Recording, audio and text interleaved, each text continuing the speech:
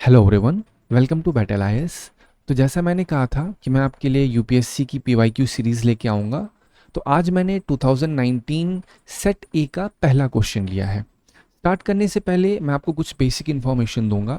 हर video में केवल मैं एक क्वेश्चन लूँगा, उस एक क्वेश्चन की लेंथ ब्रेथ पूरी तरीके से आपको समझाऊंगा, जिससे ना केवल ये क्वेश्चन बल्कि उससे कनेक्टेड और सारे क्वेश्चंस भी आप इन फ्यूचर सॉल्व कर सकें, जो उससे कनेक्टेड सप्लीमेंट्री इन्फॉर्मेशन होती है। जो मैं फ्रेमवर्क फॉलो करूंगा उसमें सबसे पहले जो क्वेश्चन होगा उसका एक्सप्लेनेशन दूंगा मैं आपको डायरेक्टली। मेरा ऑब्जेक्टिव ये नहीं होगा कि बस आपके सामने ऑप्शन है राइट एंड रॉन्ग करवा दूं। पहले मैं आपको एक्सप्लेन करूंगा कि हाँ ये चीज़ है क्या। अगर मान लो जागीरदार और ज़मींदार के ऊपर है तो मैं आपको एक्सप्लेन करूंगा प्रॉपरली, ठीक है। उसके बाद मैं ऑप्शन के ऊपर आऊँगा, ताकि आप भी मेरे साथ, अगर आपको बेसिक इन्फॉर्मेशन नहीं है तो पहले आप समझ लो, फिर आप मेरे साथ उस ऑप्शन को कर सको। थर्ड चीज़ जो बताऊंगा वो है सोर्सेज ऑफ क्वेश्चन। अगर वो क्वेश्चन किसी स्पेसिफिक सोर्स से पूछा गया होगा, किसी स्टैंडर्ड सोर्स से पूछा गया होगा, तब वो मैं आपके सामने बताऊंगा कि हाँ ये क्वेश्चन इस सोर्स से उठाया गया है।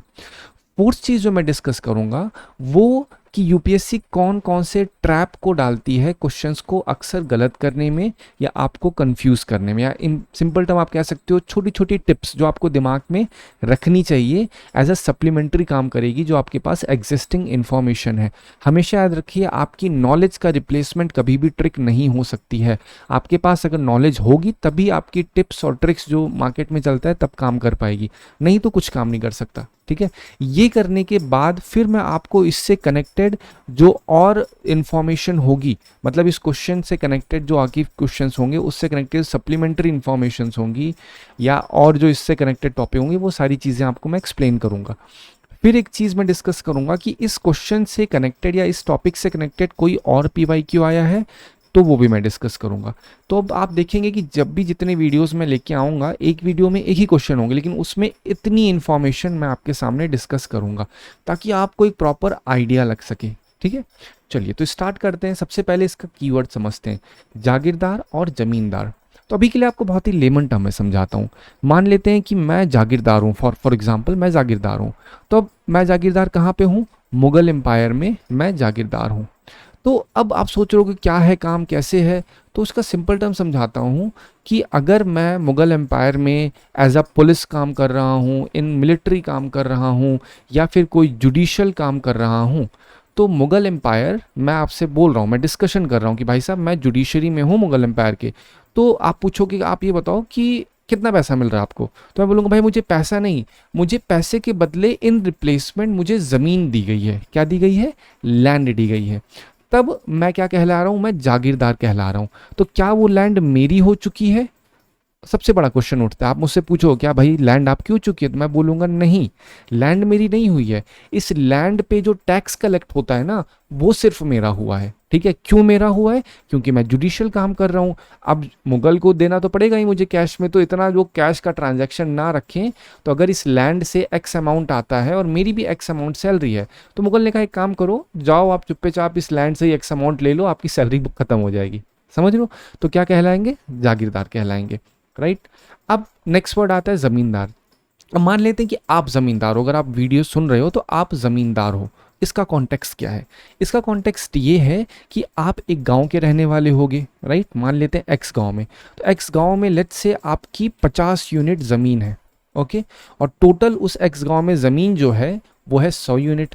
तो 50 यूनिट तो आपके पास ही है, तो बची कितनी? 50 यूनिट। तो 50 यूनिट पे जो आपकी ज़मीन है उस पर भी तो आप टैक्स देते होगे ना मुगल को। बोलोगे हाँ भाई देता तो हूँ टैक्स में। तो मुगल ने आपसे आके बोला भाई ऐसा है, देखो सबसे ज़्यादा ज़मीन आपके पास है, तो एक काम करो, ये जो 50 यूनिट और बाकी है ना, इसका भी टैक्स कलेक्ट करो आप, और टैक्स कलेक्ट करके आप चुपचाप हमारे पास भेज दो। अपना भी जो 10% है, जो भी सेट स्टैंडर्ड होगा या एग्रीमेंट होगा आपके और मुगल के बीच में, वो कलेक्ट करो। और बाकी ये जो 50 यूनिट है नहीं आपकी, लेकिन फिर भी आपको एक तरीके से हम रेवेन्यू राइट दे रहे हैं, राइट। या ऐसे बोल सकते हो कि मुगल आपको टैक्स कलेक्शन का राइट दे रहा है बाकी 50 पे, इस लैंड पे कलेक्ट करने के लिए पैसा। तो आपने यहाँ पे गए इस 50 वाले पे, और आपने 50 वाले जो एक्स्ट्रा है उससे टैक्स कलेक्ट किया और कलेक्ट करके मुगल को दे दिया। तो आपसे सवाल उठेगा क्या ज़मीन आपकी है? तो आप बोलोगे भाई मेरी तो 50 है, लेकिन यहाँ पे ये जो एक्स्ट्रा 50 है ये मेरी नहीं है। लेकिन ज़रूरी है क्या नहीं हो सकती, क्या कोई कंडीशन है? नहीं, ऐसा भी हो सकता है कि ये पूरी 100 की 100 आपकी हो, क्योंकि ऐसा कोई हार्ड एंड फास्ट रूल तो नहीं है कि नहीं बस 50 ही होगी। ये तो एक हाइपोथेटिकल एग्जाम्पल था। तो क्वेश्चन उठता है इससे कि ये जो एक्स्ट्रा 50 मिल रही है जिस पे आप टैक्स कलेक्ट कर रहे हो, तो इसमें तो आपका ही कुछ प्रॉफिट होगा। मुगल कह रहा होगा ना भाई साहब ठीक है, ये जो कलेक्ट कर रहे हो इसके बदले क्या मुगल आपसे ये नहीं कह सकता कि चलो आपको लॉ एंड ऑर्डर भी मेंटेन करना है? नहीं बोल सकता, क्योंकि आपको एक्स्ट्रा भी तो 50 का प्रॉफिट दे रहा है ना मुगल। आप इस एक्स्ट्रा पे अगर 100 रुपए कलेक्ट करोगे तो आप कहोगे लो 10 रुपए अपना कलेक्शन राइट रखो, 90 रुपए भेज दो उठा के किसके पास, मुगल के पास भेज दो।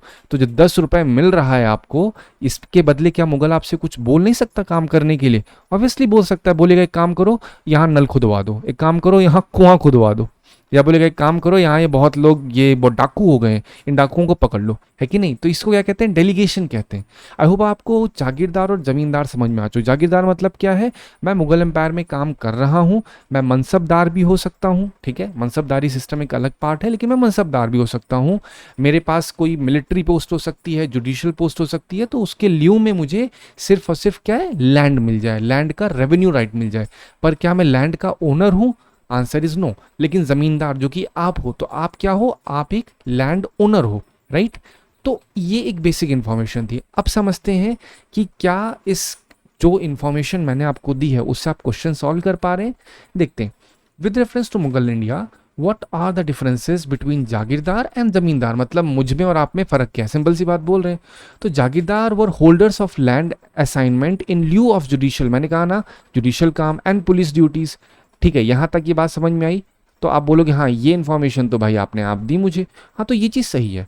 Where as zamindar were holders of revenue right without obligation to perform any duty other than revenue collection. मतलब ये आप सोच के देखो, आप जमींदार हो तो आपने जो एक्स्ट्रा 50 यूनिट पे कलेक्ट किया है टैक्स, क्या जो टैक्स कलेक्ट करने पे आपसे मुगल एम्पायर कुछ काम करने को नहीं बोल सकता? अभी आपको बताया ना कि आपसे नल खोदने को नहीं बोल सकते, कि आपसे किसी को पकड़ने को नहीं बोल सकते। वही सेम चीज़ तो लिखी हुई है, without any obligation perform any duty. Again एकदम एक्सट्रीम टर्म दिया हुआ है यहाँ पे। मैं भी आपको समझाऊंगा कैसे ट्रैप देता है यूपीएससी। तो ये स्टेटमेंट जो है ये पूरी तरह से गलत हो जाता है। आई होप आपको समझ में आ गया होगा। Second statement, land assignment to jagirdars were hereditary. एक और चीज़, ये तो फर्स्ट स्टेटमेंट की बात होगी। अब सेकंड स्टेटमेंट मैं आपको और अपने को लेके समझाता हूँ।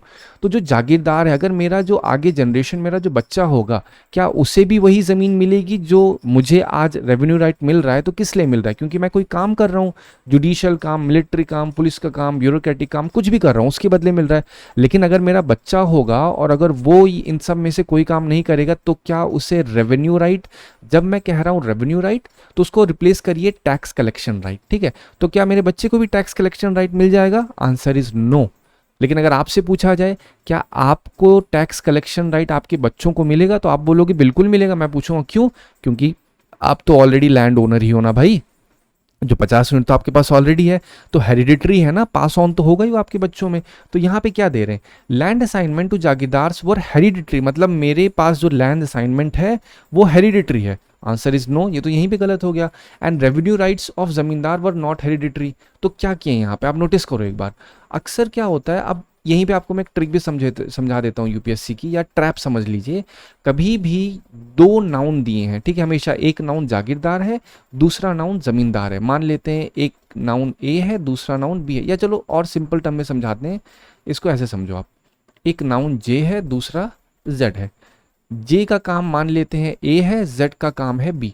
तो अक्सर यूपीएससी क्या करता है, ये जो जे नाउन है, इस जे नाउन के काम को बी के जो जेड वाले के काम है उससे रिप्लेस कर देता है, और जो जेड नाउन है, इस जेड नाउन का काम क्या है, बी, लेकिन इस जेड नाउन के काम को रिप्लेस कर दिया जाता है जे नाउन के काम से, मतलब ए से। तो ये रिप्लेसमेंट ऐसे कर देता है, मतलब जो जागीरदार है उसका काम दिखा दिया जाएगा जमींदार का, जमींदार का दिखा दिया जाएगा जागीरदार वाला। तो यहाँ पे वही कर रहे हैं, land assignment to jagirdar were not hereditary लिखा होता तब ये सही हो जाता, राइट? लेकिन यहाँ पे क्या है, कह रहे हैं कि हेरिडिटरी है, तो ये यहीं पे वो गलत हो जाता है, राइट? अभी इसको मैं और आपको अच्छे से समझाऊंगा ताकि आप क्लियरली एकदम, आपको फील होना चाहिए that you have watched something, आपको समझ में आया है कुछ, ठीक है।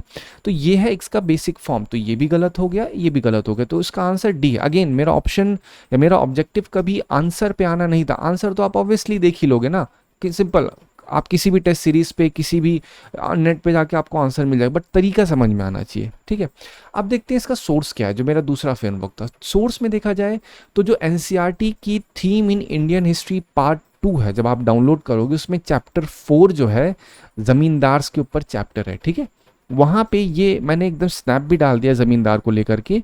वो चीज़ आप इसको एक बार पूरी तरह से पढ़िए तो आपको समझ में आ जाएगा कि क्या है। आप देखिए, हमेशा ध्यान रखिए, जब मैं सोर्स कह रहा हूँ तो यूपीएससी आप ये मत सोचिए वर्ड बाय वर्ड कभी उठने जा रहा है, बट ज्योग्राफी में उठे हैं 1-2 क्वेश्चंस, ठीक है। हमेशा उसके लॉजिक से उठता है, ठीक है। ज़मींदार टॉपिक है तो ज़मींदार आपको यहाँ पे मिल रहा है। इसके अंदर की पार्ट्स आप कुछ जो आपको रखने होंगे वो क्या है, the zamindar held extensive personal land termed milkiyat, ठीक है। ये चीज़ आपको मतलब ये टर्म्स अक्सर पूछे जाते हैं, जो कि स्टेट अवे पूछते हैं, भाई मिल्कियत क्या होता है, खिदमत क्या होता है, ठीक है। आप एक बार इसे पढ़ोगे तो आपको समझ में आ जाए। इसे लिखा ना, these were the zamindars who landed proprietor who also enjoyed certain social and economic privileges. Social and economic privileges की बात कर रहे हो, यहाँ पे क्या कह रहे हैं, कोई काम ही नहीं है कि ना। तो वो चीज़ कहीं ना कहीं एक गलत क्वेश्चन, गलत दिशा में जाता है, जिसका आप बता सकते हो क्वेश्चन गलत फ्रेम हुआ है, ठीक है। अब यहाँ एक बार पढ़ोगे, जमींदार also derive their power from the fact that they could often collect revenue on behalf of state a service, ये अगेन, ठीक है। तो आप एक काम करिए, एक बार इसको पढ़िएगा, पूरा एक बार पढ़िए तो आपको एक आइडिया लग जाएगा प्रॉपर तरीके से। सिर्फ मैंने स्नैप डाला है, अब ये नहीं कि मैं पूरा आपको वो पूरा एक्सप्लेन नहीं कर दूंगी। क्वेश्चन का ऑब्जेक्टिव सिर्फ ये है वीडियो की, एक क्वेश्चन को मैं एक्सप्लेन करूँ, ठीक है। चलो, अब इसी से कनेक्टेड मैंने फ्रेमवर्क बताया था, इससे कनेक्टेड कोई सवाल अगर फिर आया होगा उस क्वेश्चन से, 2019 सेट ए में जो पहला क्वेश्चन है उससे कनेक्टेड कोई सवाल आया नहीं है, तो आपने एक चीज़ सुनी होगी, वहाँ पे बात हो रही है रेवेन्यू राइट के ऊपर बात हुई है उस क्वेश्चन में, या हम कहें टैक्स कलेक्शन राइट के ऊपर बात हुई है, राइट, या हम बोल सकते हैं लैंड रेवेन्यू सिस्टम के ऊपर बात हुई है। वो सारी एक सिनोनिमस टर्म्स है। तो उसी से कनेक्ट से क्वेश्चन आया था with reference to revenue collection. इसके पहले जमींदार और जागीरदार पे बात हो रही थी, अब यहाँ बात हो रही है कि रेवेन्यू कलेक्शन जो ब्रिटिश टाइम पे हो रहा था कॉर्नवालिस में, उसके लिए कंसिडर द फॉलोइंग स्टेटमेंट, जिसमें रैयतवाड़ी, परमानेंट सेटलमेंट। तो अगेन मैं हमेशा बोल रहा हूँ एक क्वेश्चन टारगेट नहीं होता, उससे कनेक्टेड क्वेश्चंस भी टारगेट करता हूँ मैं, ठीक है, क्योंकि वो क्वेश्चन एकदम सिनोनिमस मीनिंग थी। लैंड रेवेन्यू है तो यहाँ भी लैंड रेवेन्यू आ चुका है। अब मैं समझाता हूँ आपको, अगेन मेन इसका थीम क्या है, रैयतवाड़ी और आपका परमानेंट सेटलमेंट। तो उसी के साथ जो और टर्म्स आते हैं, मैं आपको पूरा लैंड रेवेन्यू सिस्टम ही समझा देता हूँ जो ब्रिटिश एम्पायर में था इन शॉर्ट। तो पहला है इजारादारी सिस्टम। इजारादारी सिस्टम अगेन मैं अपने आप को बलि चढ़ाने के लिए तैयार हूँ, अगर आपको समझ में आ रहा है। मान लेते हैं मैं एक ठेकेदार हूँ, ठीक है। तो इजारादारी सिस्टम में क्या होता था, अगर मान लो ये ज़मीन है, एक्स ज़मीन है, तो इस एक्स ज़मीन को ब्रिटिशर्स क्या करते थे, ऑक्शन करवाते थे, ठीक है। ऑक्शन करवाएंगे तो उसमें जिसने सबसे हाईएस्ट बिड की है, मान लो मैं भी बिड करने गया, मैंने कहा भाई साहब मुझे भी ज़मीन चाहिए मतलब यहाँ का रेवेन्यू राइट चाहिए मुझे। तो इस एक्स ज़मीन को इन्होंने क्या ऑक्शन कर दिया। ऑक्शनिंग करने में सबसे ज़्यादा बिड मैंने लगाई, बेस प्राइस था 10 रुपये, सब ने बोला 100 रुपये 100 रुपये, मैंने एकदम पहुँच के बोला नहीं मैं 1000 देता हूँ, तो मुझे इसका रेवेन्यू राइट मिल गया। अब रेवेन्यू राइट मिल गया तो मैं क्या करूंगा, इसका मुझे क्यों इतना इंटरेस्ट है, क्योंकि ये एक्स जमीन ना बड़ी फर्टाइल है, ठीक है। अब फर्टाइल है तो मुझे इससे प्रॉफिट बहुत हो सकता है, फाइन। तो प्रॉफिट होगा तो उससे क्या होगा कि मैं अपनी, अगेन प्रॉफिट होने से क्या ही होता है, इंसान अमीर होता है, मैं अमीर बन जाऊंगा। तो इससे हुआ क्या, ऑक्शन हुआ, रेवेन्यू राइट मिला मुझे, तो मैंने एक्सटॉर्शन करना शुरू कर दिया, ठीक है। क्या कहा किसानों से, ऐसा है तुम्हारी 100 यूनिट हो रही है, तुम एक काम करो 60-70 यूनिट मुझे दो। 60-70 यूनिट में से मुझे देना भी तो पड़ेगा ना 40 यूनिट अंग्रेजों को। अब अंग्रेज मुझसे क्या कह रहे हैं, भाई साहब एक काम करो 60 यूनिट तुम दो। अब मैं कह रहा हूँ यार कमाई भी नहीं हो रही, मैं तो हूँ यही भारतीय, तो मैं सोच रहा हूँ थोड़ा बहुत ये जो एक्स ज़मीन पे के किसान लोग हैं उनका भी थोड़ा बहुत प्रॉफिट हो। तो अब इससे क्या रेफरेंस हो रहा है, अंग्रेजी मुझसे 60 मांगे ले रहे हैं, तो मैं कह रहा हूँ चलो मजबूर हूँ भैया अब तुम 70 दो मुझे। तो प्रेशर किसके ऊपर पड़ रहा है, इस एक्स वाले के ऊपर। तो इससे कहीं ना कहीं क्या हो रहा है, एक्सटॉर्शन बहुत हो रहा है, नेपोटिज्म भी हो रहा है। अगर ये मुझसे कनेक्टेड है मैं कह रहा हूँ चलो अच्छा ठीक है कम दे दो, या अगर कोई दूसरा मुझसे कनेक्टेड है मैंने दूसरे को दे दिया है कि नहीं, तो वो और इस पर डबल पैसा मांग रहे। तो ये इजारादारी सिस्टम, अगर पूछा जाए इजारादारी सिस्टम क्या है, वॉरेन हेस्टिंग्स ने इसको इंट्रोड्यूस किया था इसको रेवेन्यू फार्मिंग भी कहा जाता था, जिसमें लैंड को ऑक्शन कर दिया, नीलाम कर दिया जाता था, और जो उस नीलामी लैंड को लेता था उसके पास रेवेन्यू राइट आ जाता था। कब तक? जब तक वो पे करता रहे। कल को अगर मान लो मैं नहीं पे कर पाता हूँ टैक्सेस जो ब्रिटिशर्स ने कहा है, तो मेरे पास से लेकर के अगेन किसी को नीलाम कर देंगे। तो ये बेसिकली था इजारादारी सिस्टम। हमेशा ध्यान रखिए एक कीवर्ड रहेगा, वो है लैंड, ज़मीन का ऑक्शन करना, ज़मीन का मालिकाना हक, ज़मीन का प्रॉपर्टी बोलते हैं ना, ओनरशिप राइट कहीं ना घूम घूम के चलेगा। नेक्स्ट आते हैं परमानेंट सेटलमेंट। परमानेंट सेटलमेंट में वर्ड आ रहा है परमानेंट, राइट। अब मान लेते हैं आप ज़मींदार हो, ठीक है, जैसा अभी थोड़ी देर पहले आपको ज़मींदार बनाया था, आप ज़मींदार हो, आपके पास 50 यूनिट तो ऑलरेडी थी, तो बाकी 50 यूनिट में क्या हो रहा है, आपसे कहा जा रहा है, ब्रिटिशर्स आपसे कहें, मुगल नहीं है, वो कह रहे हैं काम करो पूरा का पूरा 100 ले लो, आपको हम मालिक बना देते हैं पूरी ज़मीन का ही, राइट। अब आप टैक्स कलेक्टर बन चुके हो। अब होगा क्या इससे? इससे क्या होगा, आपके पास पूरा 100 के 100 मालिकाना हक आ चुका है, और आपको टैक्स कलेक्ट करना है, और देना किसको है? ब्रिटिशर्स को टैक्स देना है। और टैक्स था कितना? 10/11, मतलब अप्रॉक्सीमेटली 85 to 89% टैक्स देना था। आप सोच रहे हो, मतलब अगर आपकी यहाँ पे खेती 100 यूनिट हो रही है, उसमें से 85 to 89% आप सिर्फ उधर दे रहे हो, तो बाकी बचा 11% में ही तो आपको अपना प्रॉफिट निकालना होगा ना, क्योंकि आप ज़मींदार हो भाई साहब। बोलोगे इतना तो मुगलों ने नहीं किया जितना अंग्रेज कर रहे हैं, एकदम चूसे ले रहे हैं, ठीक है। तो 11% जो होगा इसी में अपना प्रॉफिट निकालो, तो उससे ही बहुत प्रेशर पड़ता था किसके ऊपर?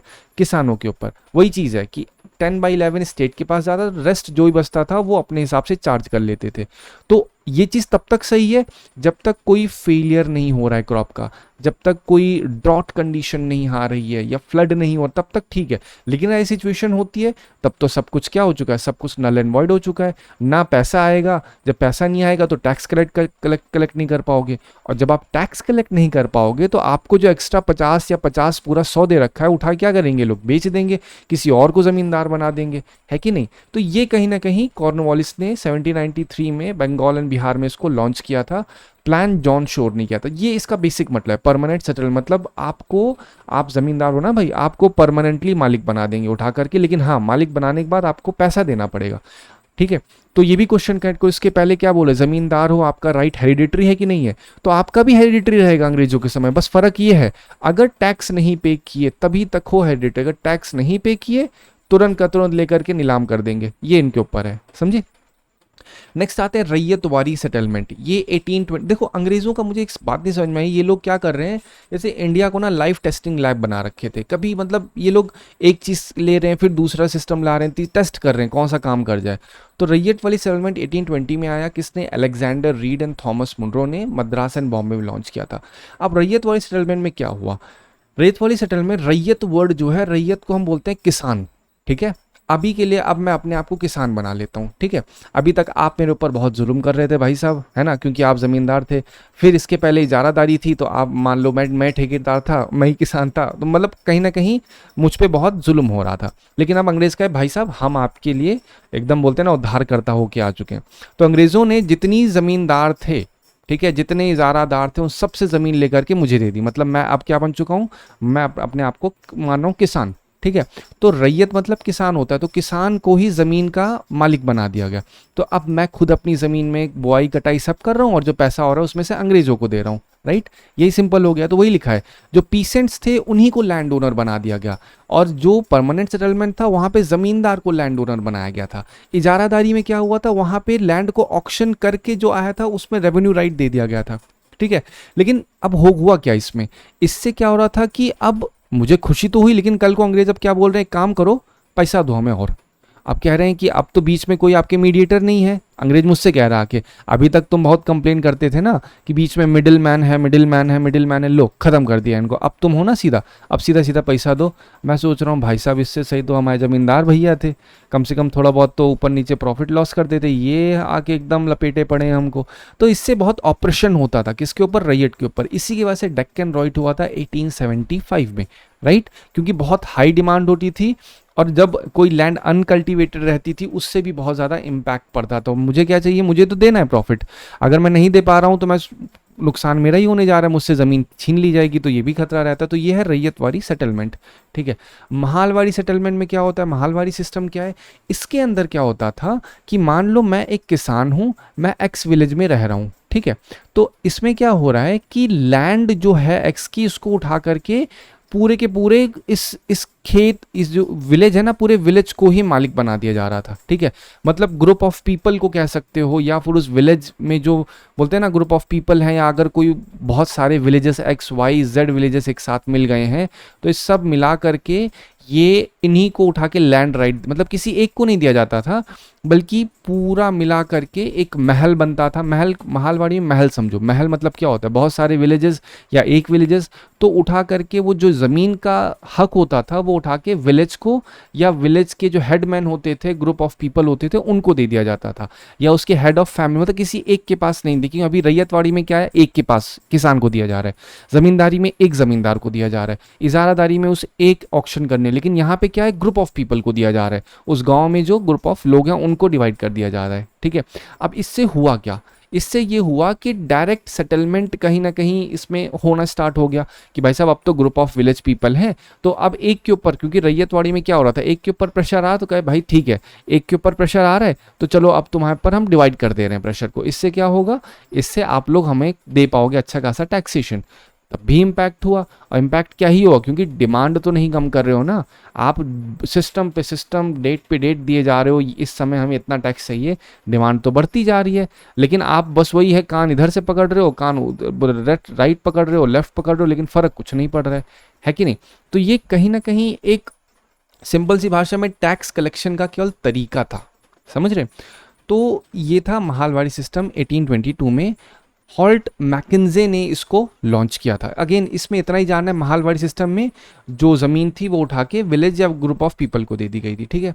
इससे कनेक्टेड जो टॉपिक आपको पढ़ना है वो है मनसबदारी, जागीरदारी सिस्टम। ये आपका काम है, एक बार पढ़िएगा, मैं ऑलरेडी समझा चुका हूँ, जो मैंने समझा है उसी से आएगा। जागीरदारी सिस्टम मतलब क्या है, जो तरीका मैंने आपको बताया, मैं जागीरदार हूँ, फिर मैं इस तरीके से काम कर रहा हूँ, मतलब मैं जुडिशियल काम कर रहा हूँ, पुलिस का काम कर रहा हूँ, उसके बदले में क्या हो रहा है, मुझे जागीर मिल रही है, तो इस पूरे सिस्टम को तो जागीरदारी बोलेंगे ना, है कि नहीं। अब मनसबदारी क्या हो जाएगा, फिर मनसबदारी वो सिस्टम हो जाएगा जिसमें जो हाई रैंकिंग मिलिट्री ऑफिशियल्स होते थे उनको जागीर दे दी जाती थी।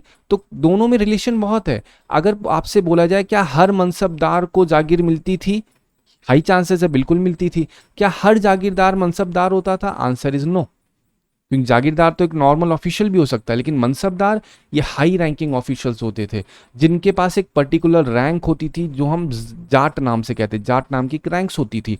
इनको पास कैवलरी, घुड़सवार मेंटेन करने होते थे। तो एक बार आप नेट पे डालिएगा, आपको बहुत आसानी समझ में आ जाएगा, राइट। अब हम यहाँ पे एक बार मैं आपको समझाता हूँ क्या इसकी ट्रिक क्या आप दिमाग में रख सकते हो, ठीक है। कभी भी यूपीएससी में अगर आपको दो नाउन मिल रहे हैं, नाउन ए, नाउन बी, और उसमें दो नाउन के फीचर्स की बात हो रही है, जैसे यहाँ पे जागीरदार से कनेक्टेड उसके फीचर्स है, नाउन के साथ वर्ब है, बी के साथ बी का वर्ब है, V2 है, इसका V1 है मान लेते हैं, तो अक्सर रिप्लेसमेंट मैंने कहा कि A में V2 डाल देते हैं और B में V1 डाल देते हैं। वर्ब मतलब काम, है कि नहीं, ऐसे तो काम करता है।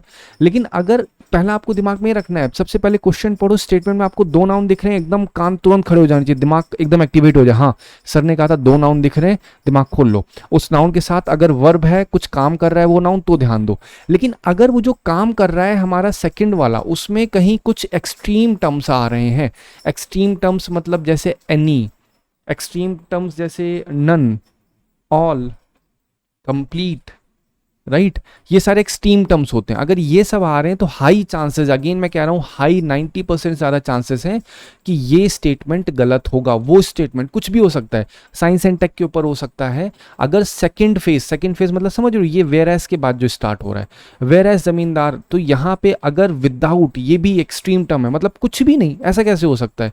तो अगर कहीं एक्सट्रीम स्टेटमेंट्स आ रहे हैं तो आपको वो चीज़ ध्यान रखनी है कि उसके गलत होने के चांसेस बहुत बहुत ज़्यादा हैं, ठीक है। लेकिन अगर वहाँ पे कुछ एक्सट्रीम टर्म्स नहीं आ रहा है, ठीक है, बहुत ही नॉर्मल टर्म्स आ रहे हैं, मतलब सम आ रहा है, जनरली एफर्मेटिव चीज़ आ रही है, तब वहाँ पे आपको अपना नॉर्मल बेसिक नॉलेज लगानी है। लेकिन ये एक तरीके से आपके लिए चेरी ऑन केक काम करेगा।